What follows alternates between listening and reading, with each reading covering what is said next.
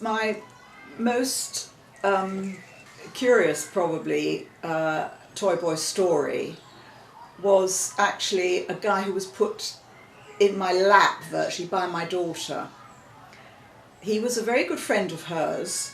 She was 19 at the time, and she had been dating him.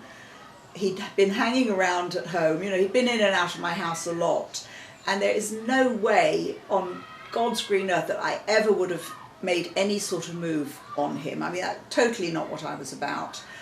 She then was about to go off to university, and he at the same time been thrown out by his parents.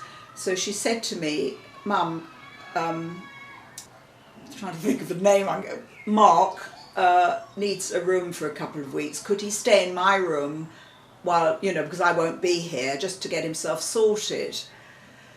So I took a deep breath and I said, "Of course." Oh God, what am I going to do? He's going to be under my roof. And they weren't going out anymore at that time. They just sort of ended their relationship, but they were still friends. So Mark came to stay, and it was like electric. The whole atmosphere in my home was on high energy. That's how it felt the entire time. And we never really acknowledged in voice how we felt, but it was very obvious because of the eye contact. And then he started leaving me little notes in my bathroom and on my pillow, and the night times became so tense because I was always behaved. I wasn't being a cougar then, the word hadn't been invented, this is quite a long time ago.